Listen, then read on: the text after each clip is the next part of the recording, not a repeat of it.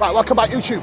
We are back with another episode, and today I actually have got a Megazode because Meg is going to show you how to get a huge back. Now, something I want to cover before I actually start and get going. As you get deeper into your off season and you start pushing into a new boundary of body weight, strength and size, you will have to make sure that you auto-regulate your training, whether it's your training volume or exercise selection, in order to be able to continue stepping forward. Now, at times, you will reach to a point where certain movements and certain lifts are not going to feel as great. So for myself, for example, at the moment, because I am hitting a body weight that I am very uncomfortable with, and unfortunately, that's something that's part of the process. I'm going to have to suck it up and kind of grin and bear it. I'm having a very hard time to get my bracing point correct on my pulse and RDLs. So that's something that I will need to address with pulling them out, giving the body a little bit of a break, and then resetting and introducing them back in. So the whole point of this, guys, is do not be afraid to listen to your body and adjust exercise selection or adjust training volume to suit and match your current recovery capabilities, because nothing will ever remain stagnant in your journey. Whether you're going up in body weight or coming back down, you will need to make sure that you continuously adjust to be able to make progress or hold muscle through performance retention in prep. So it kind of works hand in hand. The heavier you get, the stronger you get, you have to pull things down. And the same principle applies as you come down back into a contest phase. So that's the kind of problems we are facing Meg with at the moment. She's at a point where her joints are definitely taking a bit of a battering just with the body weight that she's carrying that she never has before. So this is where it's going to be a little bit trickier with managing her training week to week and making sure that we allow her to have a setup that she can progress with, be able to recover and continue stepping forward with, because if we just continue doing the same thing, that it's kind of pushing her past that edge that she can recover from, it's just going to be unproductive. And at times it can even turn into counterproductive states where you're just going to dig a hole that you cannot recover from. So that is all part of getting big, really pushing the boundaries to reach new levels of progression that you never have before. You have to truly experience something that you've never exposed yourself to before, whether that's a new body weight, whether that's strength levels, or even pushing your food to a place you've never had before. You will have to do that at some point to really, really push into new territory with your own physique development. Write it down.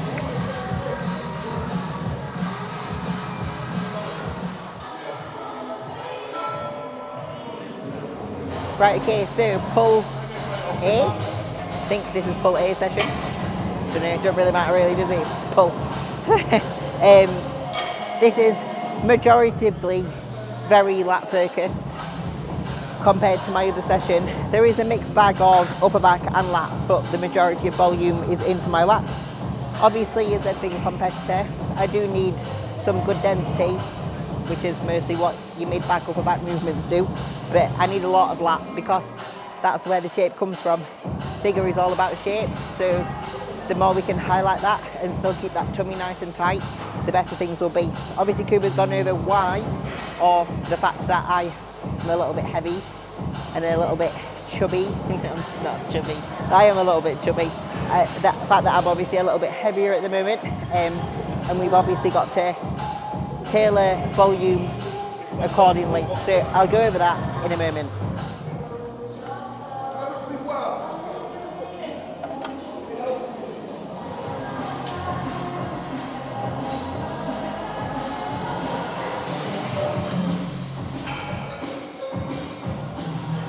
In an off season, why would you need more volume in your training? If you're not seeing the progress that is required, then obviously you may need a little bit more volume allocated to certain areas, or perhaps the whole program. Also, if your recovery allows for it, it probably means that you're not being taxed enough. So perhaps you don't train quite hard enough just yet, or perhaps the volume is just a little bit too low to actually tax you. Then perhaps more volume would be needed. When you do implement some volume, it may work, it may not work. It may go to the point where it's worked and you can continue doing it. It may go to the point where you're just that under-recovered, and after trialing it a few times, you've just not got enough oomph in you anymore to continue going, especially when your goal is to be progressively getting stronger and getting better each session, which obviously what progressive overload requires you to do. you may need to obviously come back down if it obviously doesn't work, which is what we found 2 weeks ago. We put the volume up on one of my sessions, which is my RDL session, because I felt I could do more, so Kuba implemented a back offset on the RDL and on the leg press in the same session. And honestly, since then, it was 2 weeks ago now, I've not been able to sleep. And I sound pathetic. I am not a pathetic person. I'm a person that will push through, I'll grind through anything. But honestly, I was like, pardon my French, but I was absolutely fucked. So, lesson learned, that was probably a little bit too much volume, especially with how much I put into a compound lift. But I leave it where I've got nothing left on the table. So having that 4 times through, especially with the strength I am, like I'm a really small human. I'm 5 foot, not even 5'1", and I'm currently walking around at 76 kilograms. Like it's a big weight, and getting as strong as what I am, obviously it's going to have a little bit of a pullback on my recovery capabilities. So, lesson learned. I need to go back to the volume that I was doing before. So right now, whilst my sleep gets back into a good place, I'll be doing a few lesser volume sessions compared to even my normal volume, because I ruined myself a little bit basically.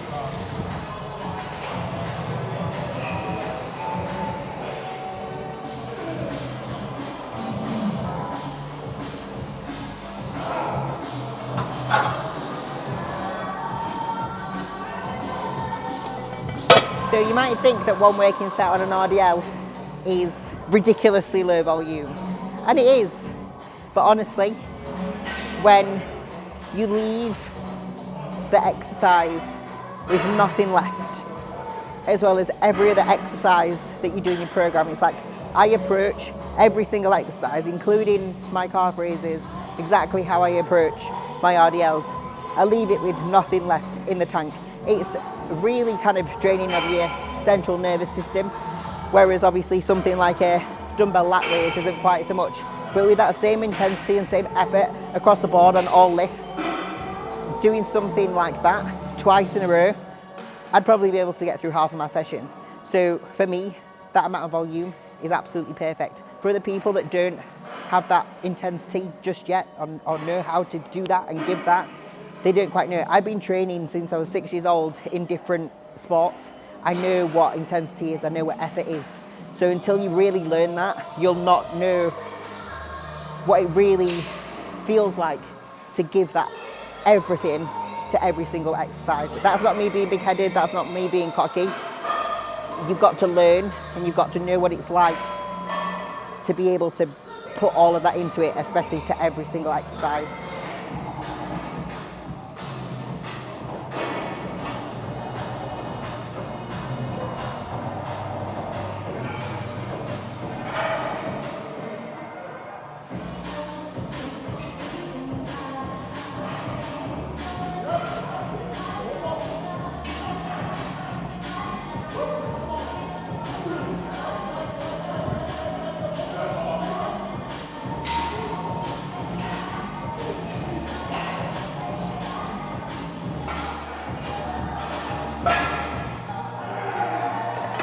So a lat pull down on the Gymshark pull down.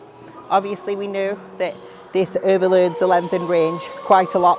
So as much as I like to spend a second in the shortened, because there's not a whole lot of weight there or resistance there, it doesn't make sense to spend a lot of time there, whereas you spend a little bit of time at the top where it is overloaded anyway with the weight profile. So here we want to make sure that we've got our hips underneath us, our core locked super tight, chest nice and tall, not extended but not hunched over. If you're hunched over like this on a lat pull down, you will get a lot of bicep, and I take a lot of it into my trap if I'm that way as well. Everything stays nice and elongated, like you've got good posture. I then like to take my back, I lean it back a little bit, just a tiny little bit, just to allow my arm some way to go. Otherwise, if I'm kind of upright, I tend to not be able to get my arm nice and straight. So I take my body back a little bit, make sure that I fully extend my arm, do not let my shoulder fully protract, but I do get a stretch into the lat from fully taking my arm nice and straight, and then I want to drive it all the way into my side. No short range of motion, not too far range of motion, keep it all into your lat. Active range of motion for your lat, not past the body, not in front of the body, just to the hip.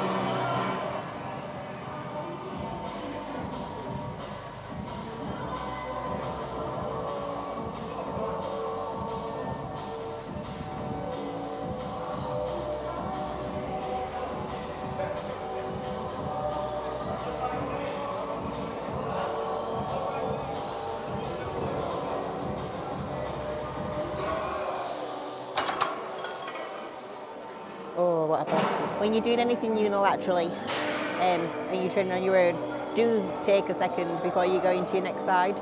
If you can go from one side to the other and get the same reps, you're probably not training hard enough. Don't take that offensively. But if you are pushing to failure, take a second, get your breath back, and then go again.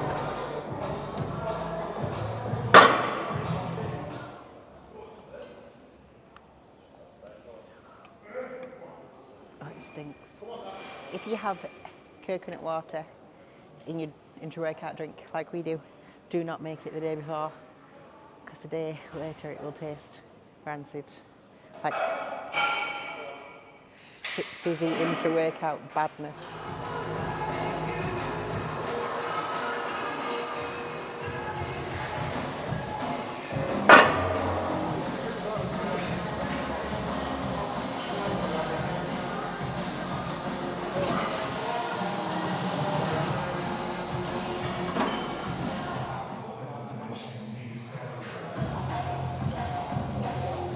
Onto the second exercise, which is the gym shop row for lat focus.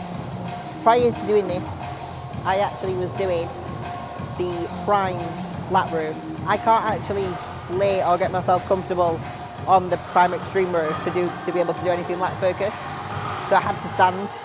With that, because of standing and the amount of weight I was putting onto the bar, I was a little bit unstable. So instead of doing that and being in a bit of an unstable environment, because I want to be able to build my strength, because that's the nature of what I like to do with my training, we've moved over to utilising this one, which is a movement and an exercise and a piece of equipment that I used last off season, which I really liked. So it's nice to be able to have this back in play.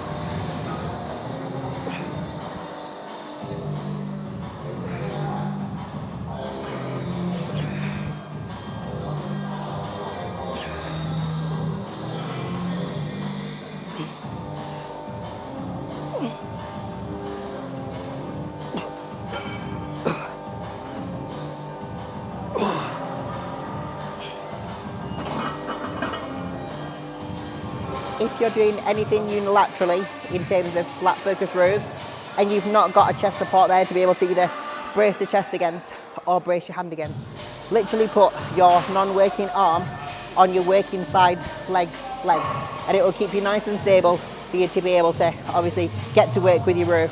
Obviously you can watch me do it on my row in a minute.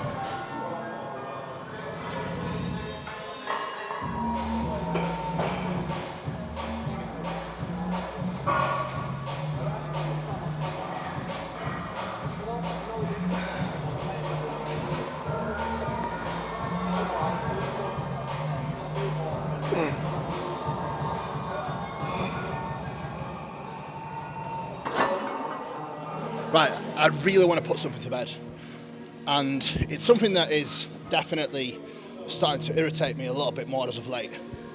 Now, the reason why we use machines and cables for majority of our training, not all of it, but large majority, it's pretty simple. Machines and cables are better. They offer you a better resistance profile, and they also offer you external stability. My goal is building muscle tissue. My goal is not just moving load from A to B. Machines are better. Prove me wrong otherwise, guys, but that is a fact. There is a reason why we do not ride horse and carriage anymore. There's a reason why we have cars, we have Ferraris. What would you rather do, guys? Ride a horse and carriage or drive a Ferrari? That is the same comparison to trying to do a dumbbell row versus a cable pull down to try and target my lat. Write that down, peace out. Let's go.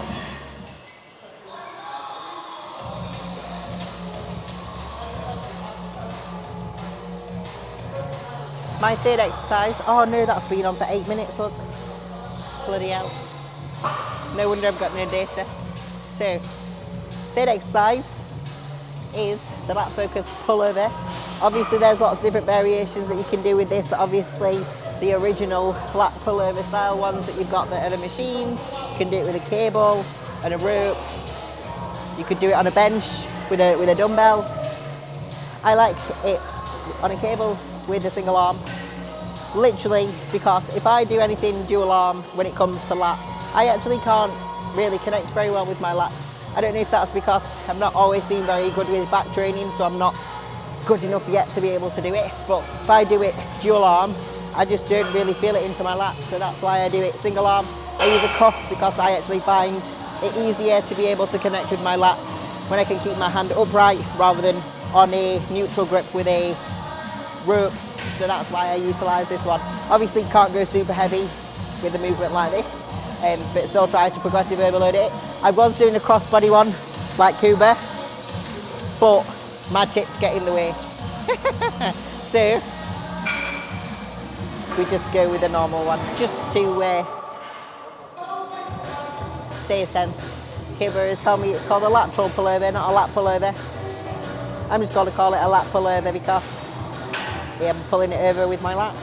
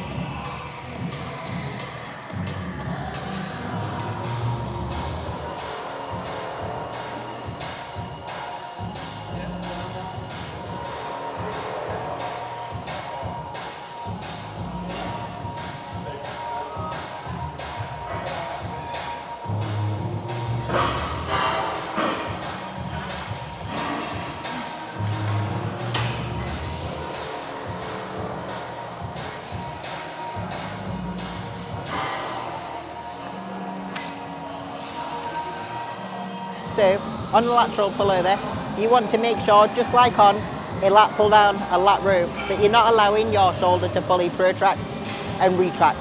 You want to get full extension into the arm, but keeping the shoulder into its socket, and the same when you drive through, rather than getting a protraction and then a retraction, because you don't actually utilise your lat there. You'll actually just I get a lot of retail in that one. So you do want to make sure that you're keeping everything nice and straight into the shoulder joint, full extension, full driving through. I actually focus also on keeping my palm facing up towards the ceiling, because that takes away any of my tricep weight.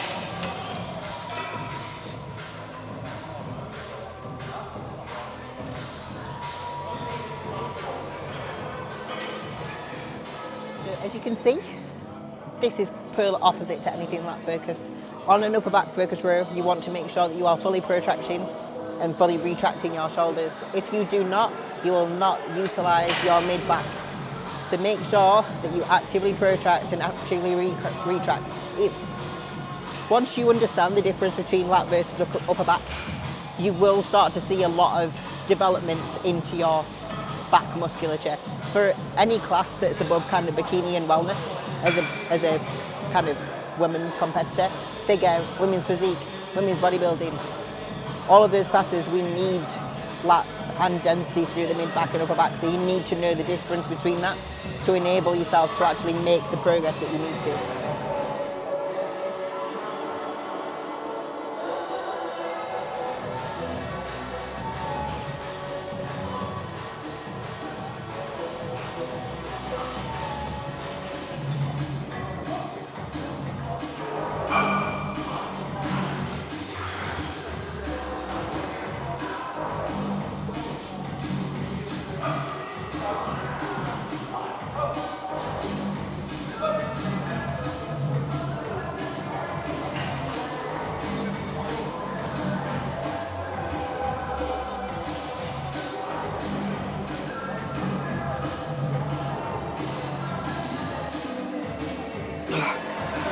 Going back to what I said at the start around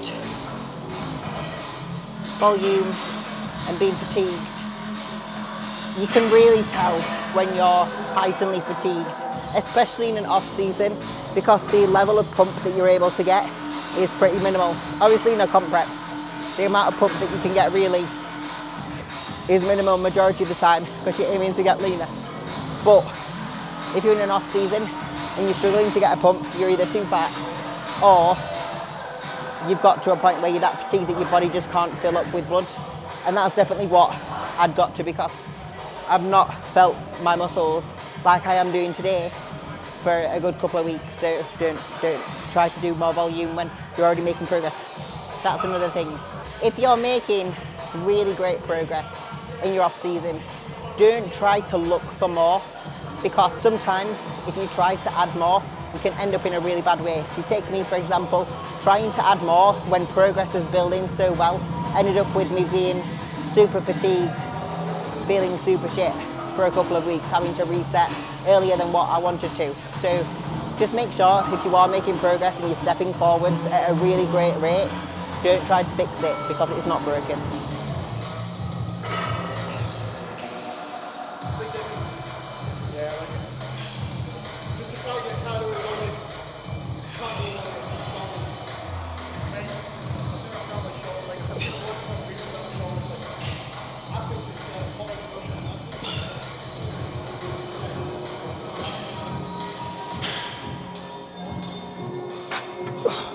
Upper back pull down, as you can see, can be doing it so beautifully. You want to make sure, just like on your upper back row, that you're actively protracting at the top, but not letting your chest cave. And then as you drive your elbows through, that chest needs to stay nice and tall and let those elbows drive through. If your chest caves when you're actually extending, the amount of extension and amount of stretch you can get is minimal. You keep your chest nice and tall and let things go, you actually get a real nice stretch through the back, almost like your rib cage is coming all the way through the skin. And then keeping that nice and tall, driving it all the way through, will allow your shoulders to rotate back and get a really nice squeeze at the bottom as well. Easy, let's go, come on. Let's go. Come on, drive, come on. And again, let's go. Up, come on, all you, all you, all you, all you, all you. Nice.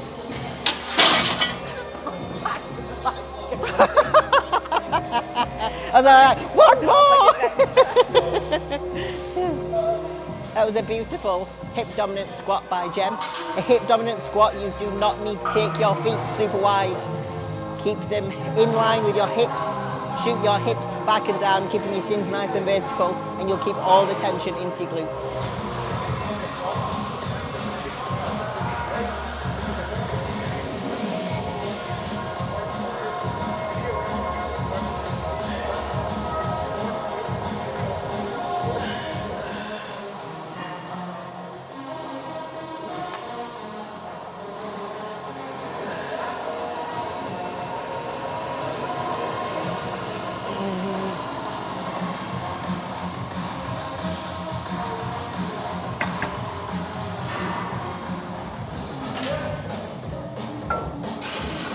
Don't be afraid to take a deload.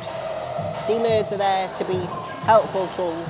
They're not something that are to be shied away from because you don't think that you're hardcore enough. We all need to take some time and rest time away from specifically heavy loading.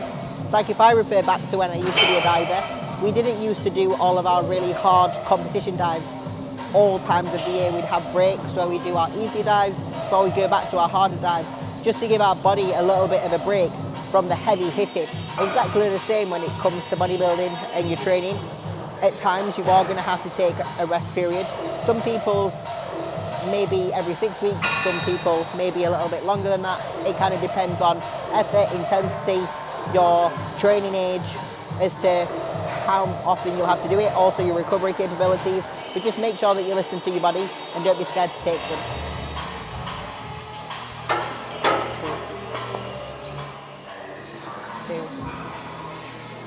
Exercise 6 was the rear delt fly.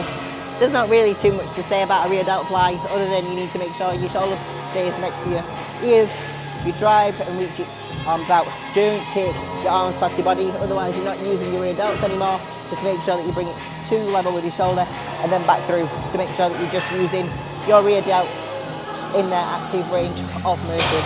Going to move on to hip thrust now. I feel like I've spoken about hip thrust way too much to go through them, but this is how to do them. They've been a vital part of my glute training for the past, well, forever, but we've got them in about 3 of my 6 sessions at the moment. And my glutes have definitely got much bigger. They're definitely not extra large compared to lots of people, but they're much bigger, and hopefully they won't be pathetic on stage, and I'll put it down to these little bastards. So do not shy away from your hip thrusts. Make sure you do them well, correctly, and heavy, just like everything else.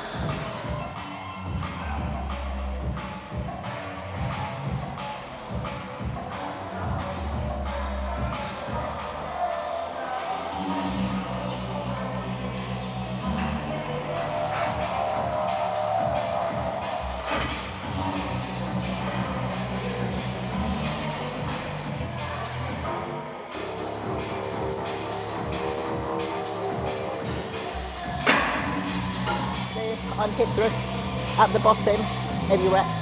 You need to make sure that your shins are vertical and your hips are under. Exactly the same at the top. Hips all the way rolled through to full extension to get your glutes fully shortened, still having those shins vertical. If your shins rock backwards and forwards, you'll take a lot of tension into your quads.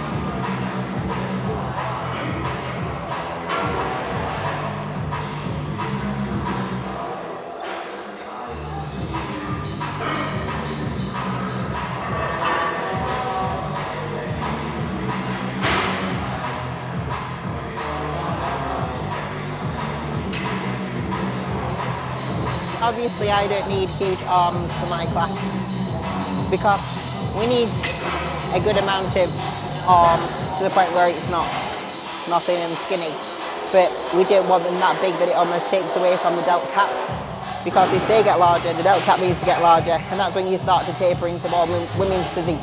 So we don't want that.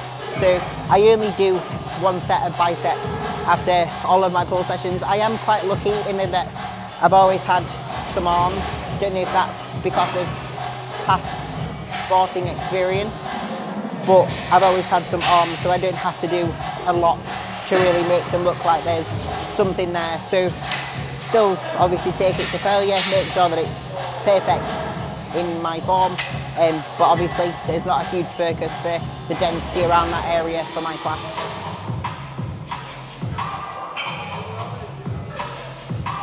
Dumbbell side raises, or any side raises at all, you want to make sure that you have your upper arm slightly to the front of your body. You actually have them behind to your sides / pull them back. You actually take a lot of tension into your mid-back traps / rear delt area. You don't want that, so you want to keep your upper arm slightly to the front of your body and literally just using your side delt. You want to make sure when you do this as well that you do bring your arms all the way down to your body. Don't let them hit your body, the dumbbells or your hands, because you will lose tension. If you make sure that you just bring it down to a couple of centimetres off so that you get your things nice and stretched before you do drive back up to get everything fully short. It's really important to get that full range of motion. It's not a hard movement, it's a movement that you can recover from really quickly, so you don't need a lot of rest between your sets, but it's a really great movement in order to get some real nice caps into your delts.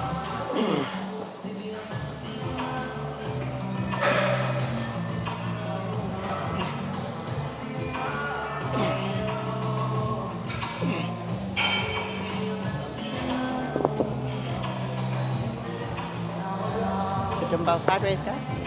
That is the end of my pull session. I do hope that you've enjoyed it. Obviously, we like to keep things as they are. We don't like to sugarcoat things, just show the big pulls and heavy squats. I think it's important to show each part of the process because everyone likes to show their highlight reels, and I think it's important to show the day-to-day because the day-to-day is what strings together to make you a great bodybuilder. So make sure that you're not just watching everybody's highlight reels and thinking that that's how it is every single day.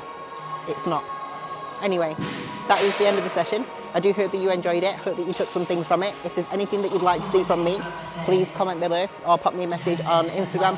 Please like, share, subscribe, comment, all that lovely stuff. And I hope that you've enjoyed it, and I'll be back again soon.